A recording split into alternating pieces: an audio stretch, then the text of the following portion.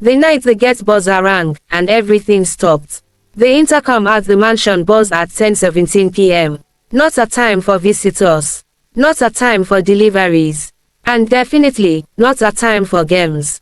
On the security camera, a plain-looking man stood outside the gate. Warm clothes, hands caked with dirt. He wasn't smiling. He didn't look nervous. He just said one line. "She knows who I am. Tell her the past is back." Inside the lavish living room, the laughter died. A heavy silence dropped. And in that moment, everyone knew the night wasn't going to end well. A mansion, a powerful woman, and a buried secret. Victoria Harrington was a household name across the country. Multimillionaire businesswoman, owner of construction empires, magazine covers, exclusive galas. To the public, she was untouchable. The mansion where it all went down sat far outside the city, surrounded by perfect gardens, expensive sculptures, and armed security. That night Victoria was hosting an intimate dinner. Wealthy friends, loud laughter, full glasses. Then someone had the bright idea. Let's bring in the new groundskeeper. They say he looked like someone from way back.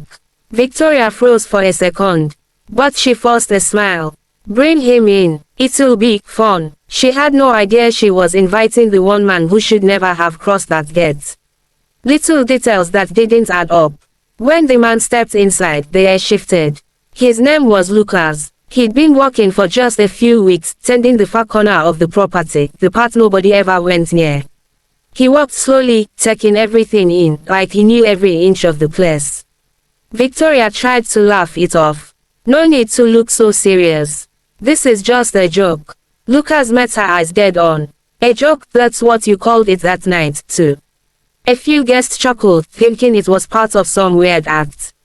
But Victoria didn't laugh. She noticed something chilling. Lucas was wearing the same old watch she'd buried years ago. And even stranger, the garden out back had been torn up like someone had been digging. At first, nobody could pinpoint exactly when the party vibe soured. It wasn't a scream. It wasn't an argument. It was subtler and somehow worse. Conversations faded one by one. The laughs got short. The glasses stayed too full. Everyone sensed something was off, but no one could name it. Lucas stayed standing near the floor-to-ceiling windows overlooking the dark garden. The indoor lights carved deep lines into his tired face. He didn't touch anything, didn't eat, didn't drink, just watched. Victoria tried to take control again. "So," she said, lightly tapping her spoon against her glass, "let's toast to success." A few guests raised their glasses, hesitant. Lucas didn't move. "You're not drinking?" one of the executives asked, forcing a grin. Lucas turned his head slowly. "Toast to what?" he said. "To what got built or to what got buried so it could happen." Dead silence. Someone let out a nervous laugh. "This guy's good," a woman said, still thinking it was performance art. Victoria swallowed hard. "Enough," she snapped, sharper than she meant. "Lucas, you can go back to work."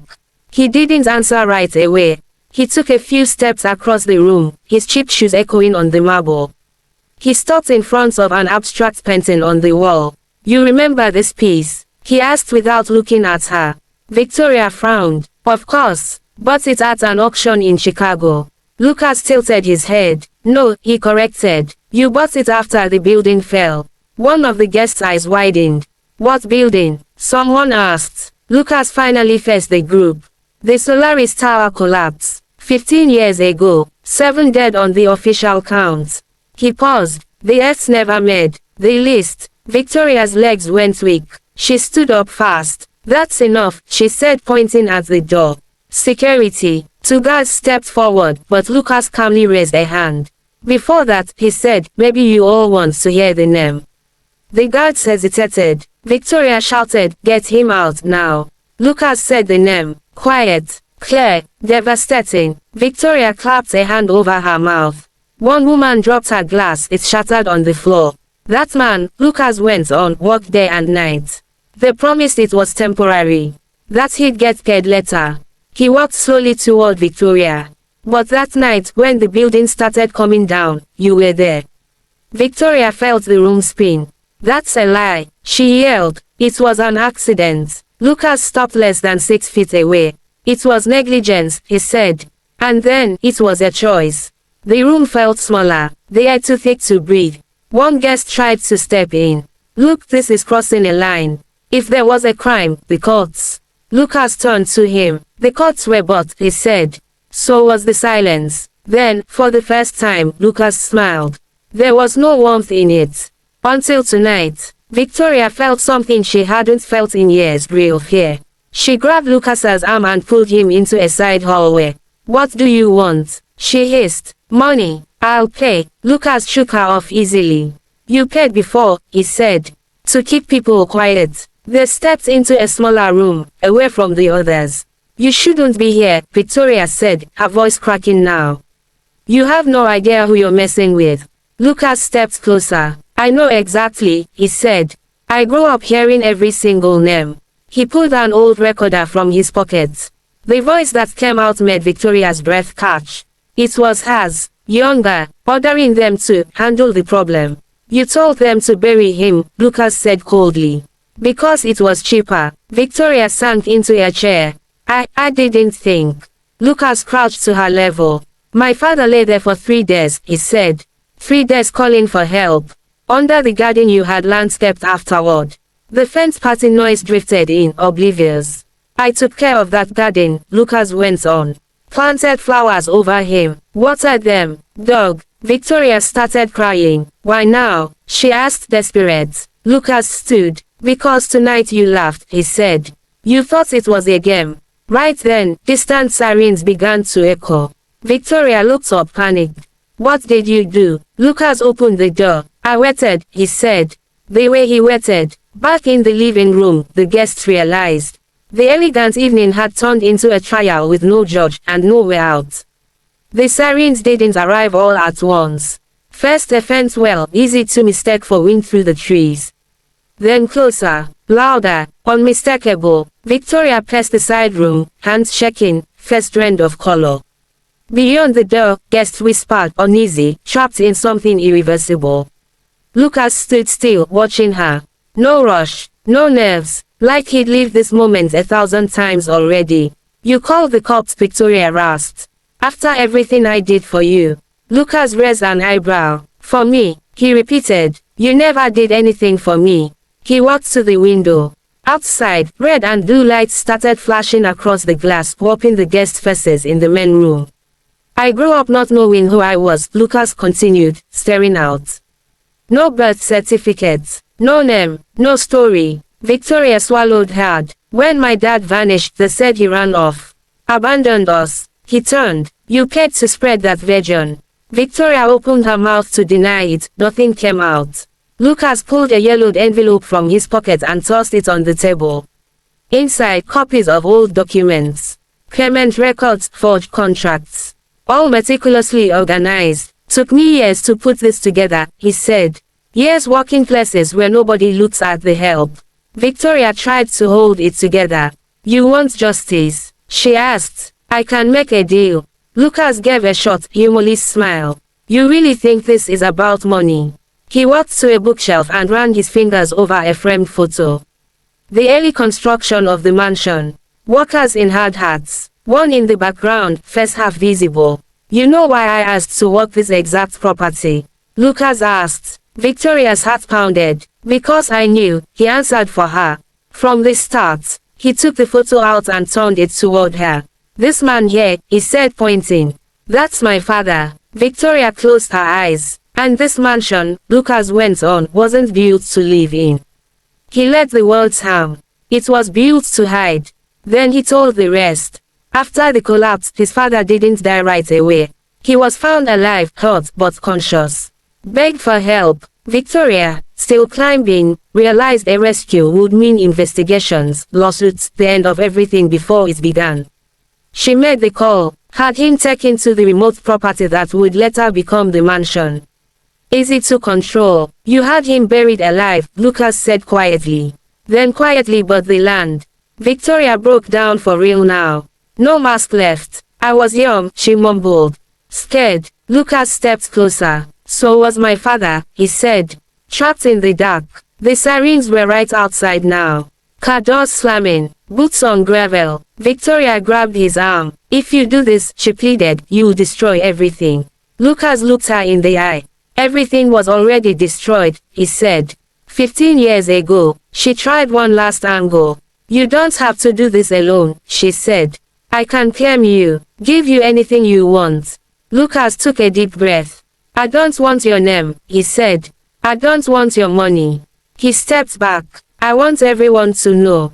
The front doors opened. Guests turned as officers filed in, calm, professional. The lead detective asked, Victoria Harrington. She didn't answer. Lucas stepped out of the side room and stood beside the police. I'm the one who reported it, he said. Guests muttered. Some tried to leave. Others edged away from Victoria like she was toxic. The detective continued. We received detailed evidence, recordings, statements, and an exact location. He looked at Lucas. Where's the body? Lucas pointed toward the garden. Under the rose bushes, he said. Where she always said nothing grew right. Victoria collapsed. Officers gave orders. Flashlights swept the yard. The sound of shovels being pulled from trunks echoed into the night. Lucas watched expressionless. One guest approached him, pale. You planned all this. Lucas answered plainly. I just waited until she felt safe enough to laugh. Outside, the digging began. And in that moment, everyone understood the full weight of the mistake. The past wasn't forgotten, it had simply waited patiently to be dug up. The first shovel hit the dirt like a funeral bell. No one spoke anymore. No one pretended everything was fine. Guests watched from the veranda, some holding each other in silence, others staring blankly, unable to process that hours earlier they'd enjoyed an elegant dinner over a grave. The rose bushes swayed in the night breeze. They'd always been beautiful. Victoria loved mentioning them in interviews, calling them a symbol of growth through adversity. Lucas watched quietly. He knew that patch of ground better than anyone there. Every root, every dip, every spot where the shovel would hit something solid. Right there, he said, pointing precisely. Deeper than it looks. The officers dug for long minutes. Metal on dirt, heavy breathing, slow, brutal reading. Tension rose with every layer. Victoria sat on the veranda floor, back against the wall. Makeup gone, posture gone, power gone. Just a small woman facing her own ruin. You didn't have to do this, she muttered to no one. Lucas didn't reply. Then the shovel stopped. An officer knelt, brushed dirt aside carefully. Silence fell completely. We've got something. A one plastic tap emerged. Then scraps of fabric. Bones. A collective gasp rippled through the guests. Some looked away. Some cried. One man threw up in the bushes. Victoria let out a low, guttural sound. Not remorse. Just the unbearable weight of the truth going public. The detective approached Lucas. We'll need you to come in for a full statement. Lucas nodded. Before leaving, he crouched beside Victoria. I took care of this place because it was the only way to stay close to him, he said softly. Now, I can finally leave. She looked up through tears. You destroyed me, she whispered. Lucas met her eyes one last time. No, he said. You just ran out of places to hide. Hours later, the mansion stood empty. Police tape circled the gate. Lights off for the first time in years. All that luxury useless against yellow tape and the press cameras arriving at dawn. Victoria was led away in handcuffs. No drama, no speech, just the sharp click of metal and an empire crumbling quietly. In the days that followed, everything surfaced. Headlines, front pages, TV segments, tycoon arrested for 15-year-old cover-up. Luxury mansion hit construction worker's body. Old employees started talking. Other executives came under scrutiny. Suspicious payments, hushed-up accidents, closed cases. What looked like one isolated crime revealed something bigger. An entire system built on both silence. Lucas gave statements repeatedly. Always calm, always precise. Every detail matched the evidence.